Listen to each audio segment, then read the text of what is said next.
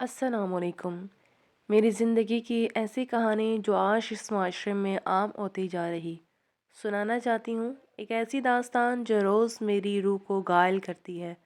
औलाद की खुशी से महरूम होने के बावजूद मैं खूबसूरत अज़दवाजी ज़िंदगी गुजार रही थी। साइम मेरा शोर और मेरा मान थे, मेरी ज़िंदगी थे। औलाद ना होने का ताना मुझे साइम ने कभी नहीं दिया था। बाजी, मुझे फादिया के घर जाना है। साइम भाई छोड़ देंगे ना? मेरी छोटी बहन सादिया ने मुझसे पूछा। क्यों नहीं छोड़ेंगे? मेरी क्या मजाल कि होम मिनिस्टर के किसी हुक्म के खिलाफ वर्जी करूं? सारिन ने शोक होते हुए कहा। अच्छा, सादिया वापसी साइम के साथ होगी या फिर ऑटो करके वापस आ जाओगी? बाजी, ये जीजा जी किस लिए हैं? सादिया ने भी शोखी के साथ कहा। साइम ने कहा, जीजा जी बवक्त ज़रूरत ड्राइवर, खानसामा, माली, बॉडीगार्ड, कार्ड, बस यूँ समझो। जीजा जी नहीं, ये एक ऐसा एनिमेशन कैरेक्टर है जिसे आप जब चाहें अपने मनपसंद किरदार में ढाल लें। अच्छा, साइम सादिया को अपने साथ वापस ले आएगा। मुझसे अम्मी ने एक दो दफ़ा कहा भी, सादिया को साइम के साथ मत भेजा करो, ये मुनासिब नहीं है। मगर मैंने अम्मी को यह कहकर खामोश करा दिया।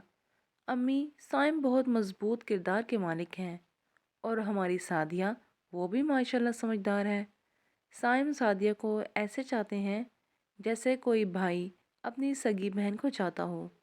बल्कि शायद इतना एतमाद सगे भाई पर भी नहीं किया जा सकता जितना मैं साइम पर करती हूँ। दिन यूं ही गुजरते रहे। साइम और सादिया के शोख जुमलों को सुनकर मैं भी बहुत महजूज होती थी और कभी कभी तो उनके दरमियान रेफरी का किरदार भी अदा करती। फिर जो कुछ हुआ उसका ना मैंने कभी सोचा था, ना कभी मेरे वहमो गुमान में था। उस दिन लाइट नहीं थी। साइम अपना मोबाइल घर में छोड़कर बाहर गए हुए थे। मैंने वक्त पास करने के लिए वो मोबाइल उठा लिया और गाने सुनने लगी। ऑडियो लगाई तो एक अजीब सी ऑडियो थी। यह आवाज़ तो सादिया की थी। सादिया के अल्फाज थे या बम, मैं बता नहीं सकती। वो साइम से कह रही थी, साइम, अब मैं आपके सिवा किसी से शादी नहीं कर सकती। मुझे आपसे मोहब्बत हो चुकी है। आगे की गुफ्तगू बता रही थी कि बात मेरे तसव्वुर से कहीं ज़्यादा आगे जा चुकी है। सादिया प्रेग्नेंट हो चुकी थी। व्हाट्सएप पर देखा तो सारी चैट डिलीट थी। यह ऑडियो शायद मोबाइल की गैलरी में डिलीट करना साइम भूल गया था। मेरे एतमाद को कैसे ठेस पहुंचाई। साइम जब घर में दाखिल हुआ तो मैंने ये ऑडियो उसके सामने रख दी। साइम ने साफ लफ्ज़ों में मुझसे कहा, अच्छा हुआ तुम्हें पता चल गया। मैं भी कोई मुनासिब मौका देकर तुम्हें बताने वाला ही था। देखो, मैं और सादिया एक दूसरे को चाहते हैं, एक दूसरे से प्यार करते हैं। अगर तुम उसकी बहन ना होती तो मैं कभी भी तुमको तलाक ना देता। साइम, क्या तुम मुझे तलाक दे दोगे? मैंने फटी फटी आंखों के साथ साइम से पूछा। हाँ, क्यों नहीं, क्योंकि दो बहनों को एक साथ निकाह में नहीं रख सकता। मैं फूट फूट कर रो पड़ी और अम्मी के घर आ गई। सादिया से कहा, नागन भी साथ घर छोड़ देती है। तू कैसी नागन है? तूने अपनी ही बहन की खुशियों को ही डस लिया। तूने मेरे सुहाग पर ही डाका डाल दिया। बाजी, जो दिल चाहे कहो, ये आंसू कुछ दिन में खुश्क हो जाएंगे। मैं और साइम कोशिश करेंगे आपकी अच्छी जगह शादी हो जाए। बकवास बंद करो तुम और साइम, दोनों ही गंदे हो। नाम मत लेना। सब कुछ तो मेरा उलट चुका था। अब मुझे तन्हा उसी आग में जलना था।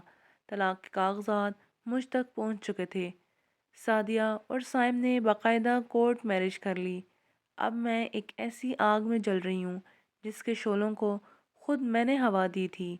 मैं ही तो कहती थी साइम बहुत बाकिरदार हैं, सादिया बहुत नेक है। गंदगी तो लोगों के दिमागों और आंखों में होती है। नहीं नहीं, ये तो होना ही था। मैं ही तो थी उन शोलों की परवरिश करने वाली। शरीयत की अगर मैंने बात मानी होती और साली बहनोई में कुछ क़यूद लगाई होती तो आज मैं इन शोलों में ना जलती। शैतान और नफ्स दोनों को मौका देना ही संगीन गलती है। आपसे सिर्फ इतना कहना है, मेरी इस कहानी को आप लिख दीजिए ताकि आइंदा اور کوئی نادیہ ان شعلوں میں نہ جلے۔ یہ شعلے کہیں کسی پھوپھی اور بھتیجی کو جلاتے ہیں تو کہیں خالہ اور بانجی کو۔ آپ ان سب کو شعلوں میں جلنے سے بچا لیجئے، بتا دیجئے انہیں یہ شعلے جو انہیں جلاتے ہیں ان کی پرورش بھی یہ خود کرتی ہیں۔ روشن خیالی کی آڑ میں، ماڈرنزم کے خمار میں، اسلام ہی میں نجات ہے، اسلام میں ہی سکون و راحت ہے۔ آئیے نادیہ کی اس سچی کہانی کو دوسروں تک پہنچائیں، کیا پتہ کوئی اور نادیہ ان کی شعلوں کے جلنے سے بچ جائے۔ اگلی سبق آموز کہانی کے لیے چینل کو سبسکرائب کر لیجئے۔ اللہ حافظ۔